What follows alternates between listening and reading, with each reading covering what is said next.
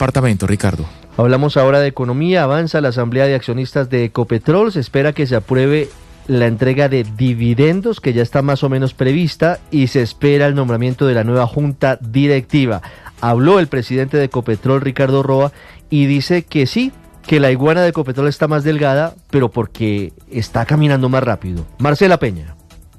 Ricardo, los saludo desde Corferias, donde hasta ahora se realiza la asamblea anual de accionistas de Ecopetrol. Se espera la aprobación de un dividendo de 214 pesos por acción. Como usted lo dice, a esta hora el presidente de la compañía, Ricardo Roa, defiende su gestión. La iguana sí está más delgadita. La iguana se ha adelgazado, pero se ha adelgazado para andar más rápido y para caminar a mayor velocidad. 5.3 billones de pesos son las eficiencias y los ahorros que ha tenido en el año 2024. La meta era 3.6 billones y alcanzamos 5.3 billones de ahorros en toda la historia de...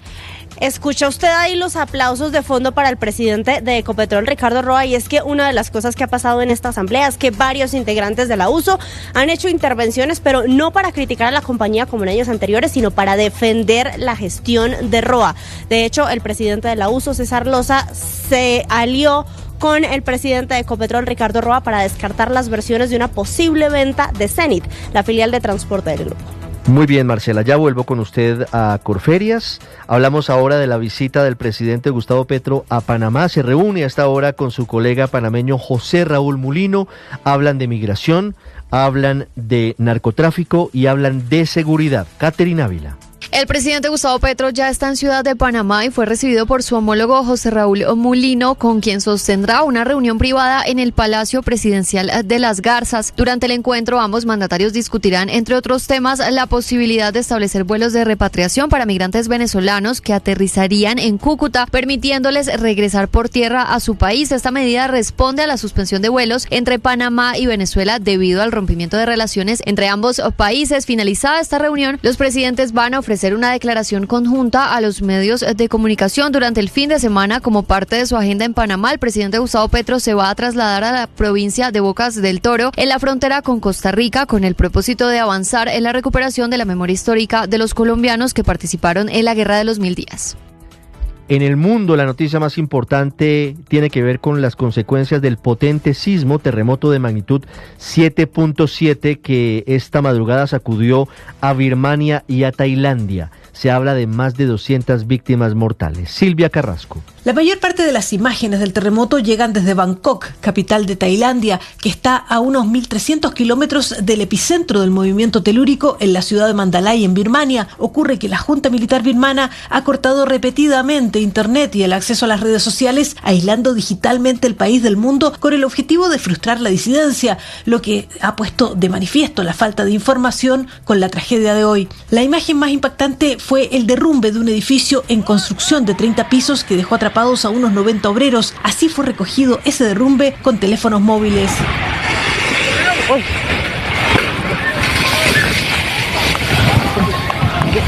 Otras imágenes mostraban edificios de altura oscilando de un lado a otro y arrojando el agua de las piscinas alojadas en los techos. Bangkok fue declarada zona de desastre, con los hospitales llenos de heridos y urgentes llamados a la donación de sangre. En Birmania, desde Mandalay, ciudad de 1,7 millones de habitantes, ubicada a unos 380 kilómetros de la capital, llegaron imágenes de templos budistas derrumbados y puentes cortados, carreteras abiertas en dos y hospitales sobrepasados con gente que espera ser atendida, heridos que se ven tendidos en las calles y en los jardines. Desde la capital, antes conocida como Rangún, conocimos el testimonio de un periodista que en el momento del terremoto estaba en el Palacio de Gobierno entrevistando al portavoz de la Junta. Cuenta cómo escaparon mientras el palacio se destruía. Es Tony Sheng, de Al Jazeera. To get out of the building, we hid under the door jamb. The building shook very violently. Dice, no tuvimos tiempo de salir del edificio, nos escondimos debajo del marco de una puerta. El edificio se sacudió muy violentamente durante unos 30 segundos. El techo de yeso se cayó. Un gran trozo de una enorme columna se cayó del costado del edificio. Por poco perdimos a uno del equipo de medios del gobierno que estaba con nosotros. A última hora del día, allí en Birmania, casi 10 horas después del terremoto, la Junta Militar dio el primer primer balance de 144 muertos y 732 heridos. Y puede ser mucho mayor la cifra de muertos luego de este potente sismo. Muy impresionante las imágenes que llegan desde Birmania y desde Tailandia. Ustedes las están viendo allí, la magnitud de las olas, la marejada ocasionada por este sismo de magnitud 7.7 y el desplome como un castillo de naipes de edificios en construcción. Hablando de noticias del mundo, también hablamos de la tensión que vuelve a crecer entre Estados Unidos y Rusia, hablamos sobre la salud del Papa Francisco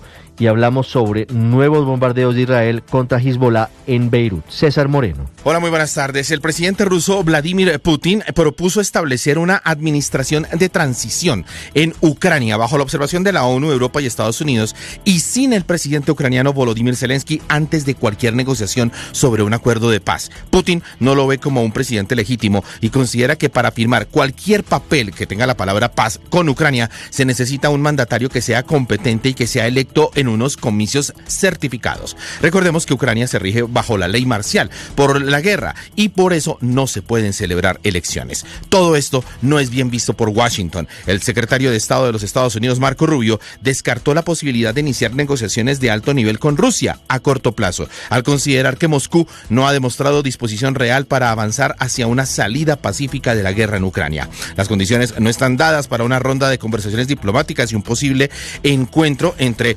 Putin y Trump, dijo Marco Rubio.